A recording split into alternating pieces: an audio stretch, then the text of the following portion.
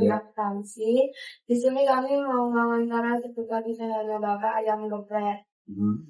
Nah, untuk memenuhi tugas pengendalian biaya aku yang Ayam, tepung, minyak ya. Iya. Beras. Oh iya, cabai, bawang putih, kayak gitu. Iya. Cabai, bawang putih, gula. Di tepung itu ada tepung maizena juga. Kira-kira bahan baku yang paling besar biayanya itu buat apa? Ayam.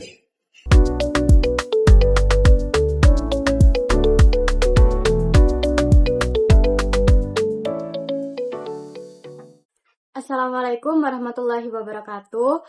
Kami dari kelompok 3 akan mempresentasikan hasil project based learning yang berjudul Analisis Metode Variable Costing pada UMKM Chicken Prek yang beranggotakan saya Luna Kaila Azahra dengan NIM 085, saya Nugreni Media Prasetyo dengan NIM 088, Saya Anis Taskia Aini NIM 105, saya Aura Zahra NIM 103. Selanjutnya saya akan menjelaskan mengenai perencanaan biaya.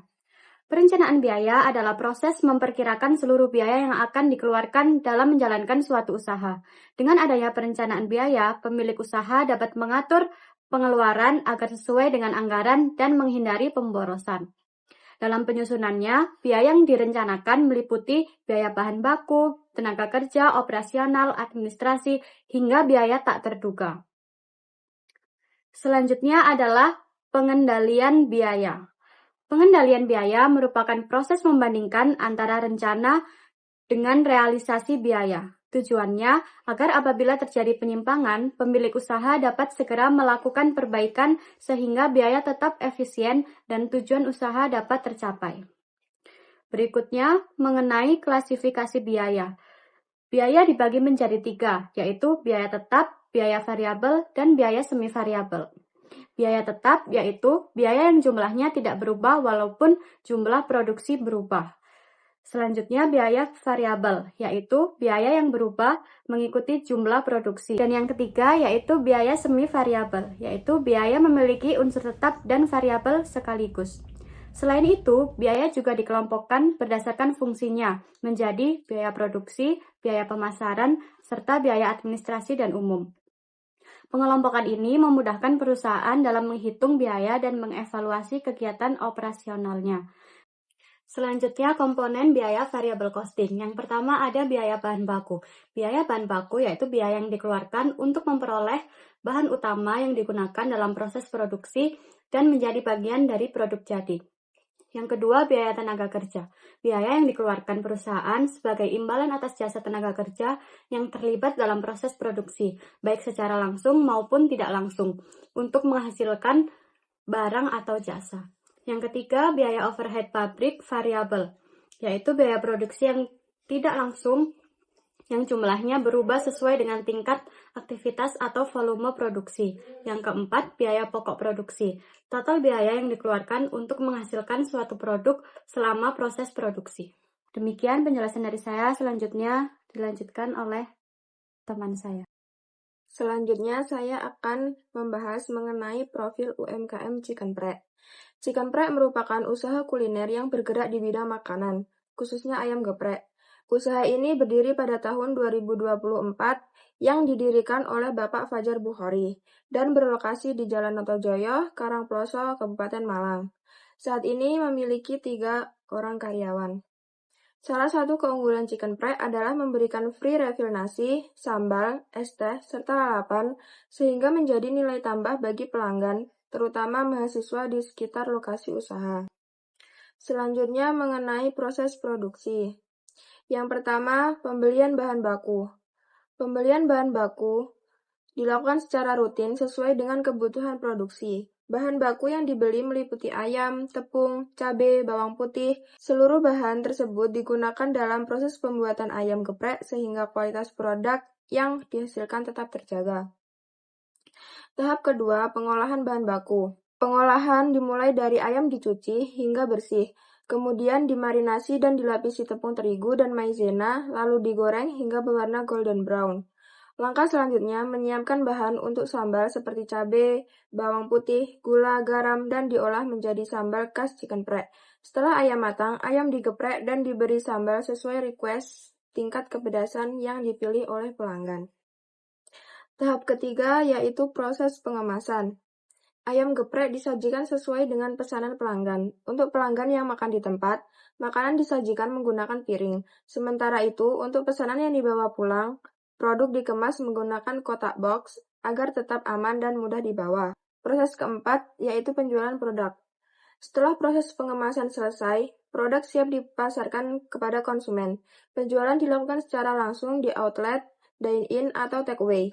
Harga jual paket ayam geprek sebesar 14.000 per porsi, yang sudah termasuk nasi dan es teh.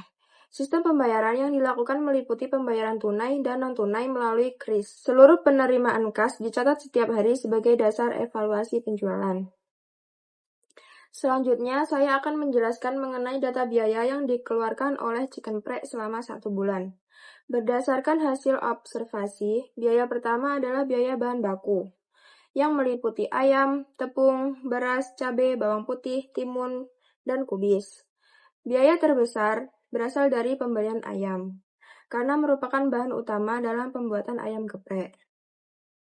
Total biaya bahan baku yang dikeluarkan oleh usaha ini sebesar 14.550.000. Selanjutnya terdapat biaya bahan pembantu, yaitu biaya untuk minyak goreng, gula, garam, roiko, maizena, dan bumbu marinasi. Bahan-bahan ini digunakan untuk mendukung proses produksi dan menghasilkan cita rasa produk. Total biaya sebesar 2.090.000. Berikutnya adalah biaya tenaga kerja. UMKM Chicken Prek memiliki 3 orang karyawan dengan upah harian sebesar 35.000 dan uang makan 10.000 per hari. Total biaya tenaga kerja yang dikeluarkan dalam 1 bulan sebesar 4.050.000. Selain itu terdapat biaya overhead, yaitu biaya yang mendukung kegiatan produksi tetapi tidak secara langsung menjadi bagian dari produk. Biaya ini meliputi listrik, gas, sewa tempat, dan kemasan, dengan total sebesar 6.108.333 rupiah. Seluruh data biaya tersebut kemudian digunakan sebagai dasar dalam menghitung harga pokok produksi menggunakan metode variable costing, yang akan dijelaskan oleh teman saya. Selanjutnya, saya akan menjelaskan mengenai hasil perhitungan menggunakan metode variable costing. Jadi, pada metode ini, hanya biaya yang berubah mengikuti jumlah produksi yang dimaksudkan ke dalam harga pokok produksi. Jadi, total biaya variabel UMKM Chicken Prek sebesar 23.915.000 per bulan. Komponen biaya tersebut meliputi bahan baku, bahan pembantu, tenaga kerja langsung, kemasan, gas, serta bahan pelengkap seperti timun dan kubis.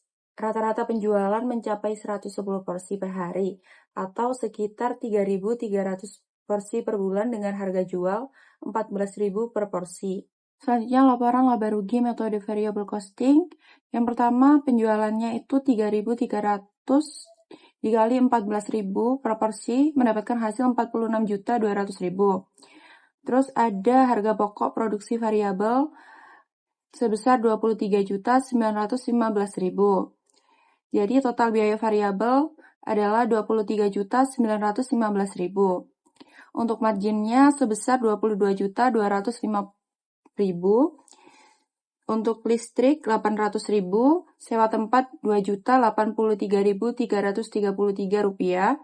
Jadi total biaya tetapnya yaitu 2.883.333 dan laba bersihnya 19.401.667 rupiah. Jadi total biaya variabel 23.915.000.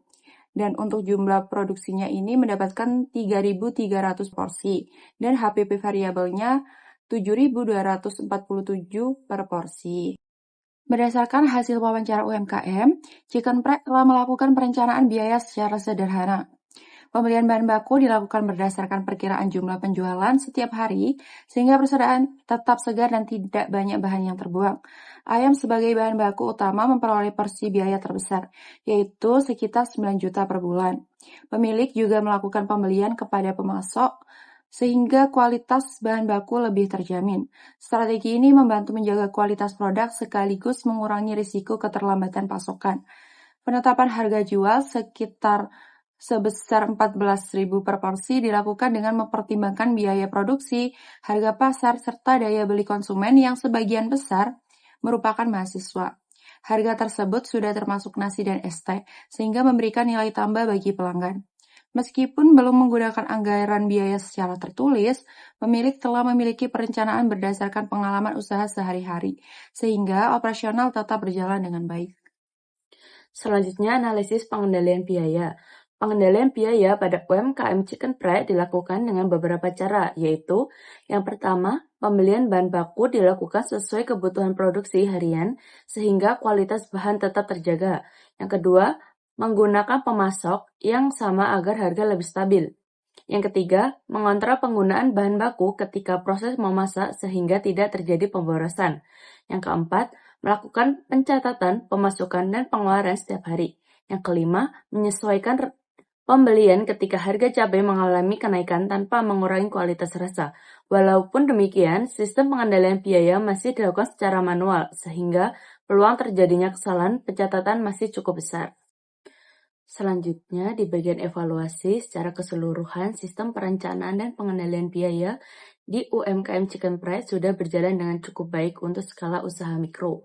Kelebihan yang dimiliki antara lain, memiliki pelanggan tetap, lokasi usaha strategis di sekitar kampus, penggunaan bahan baku disesuaikan dengan kebutuhan harian, harga jual kompetitif, serta menawarkan free refill nasi, sambal, es teh, dan lalapan sehingga meningkatkan kepuasan pelanggan.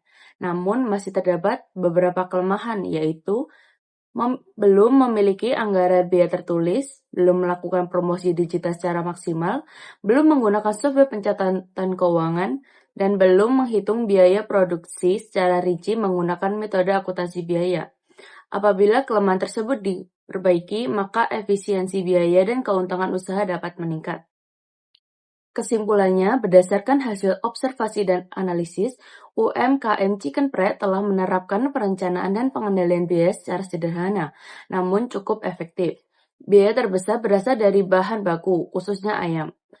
Perhitungan dengan metode variable costing menunjukkan biaya variabel sekitar 7.247 per porsi, sehingga dengan harga jual 14.000 diperoleh laba kotor sekitar 6.753 per porsi atau sekitar 22.285.000 per bulan sebelum memperhitungkan biaya tetap seperti listrik dan sewa.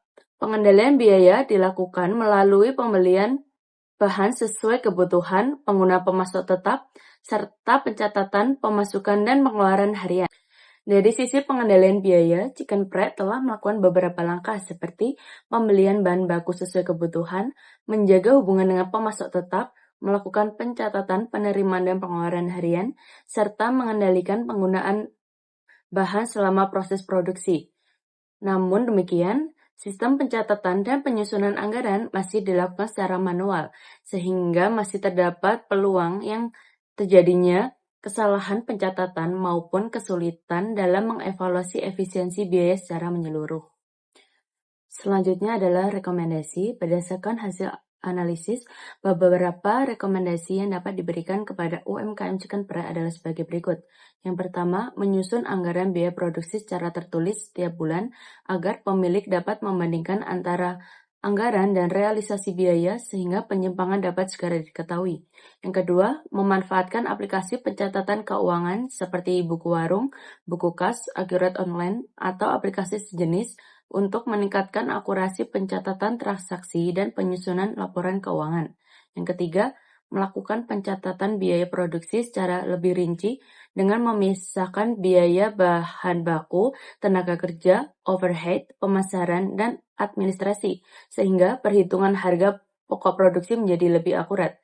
Yang keempat, mengoptimalkan promosi digital melalui media sosial seperti Instagram, TikTok, WhatsApp, dan Google Maps agar jangkauan pemasaran semakin luas serta mampu meningkatkan volume penjualan.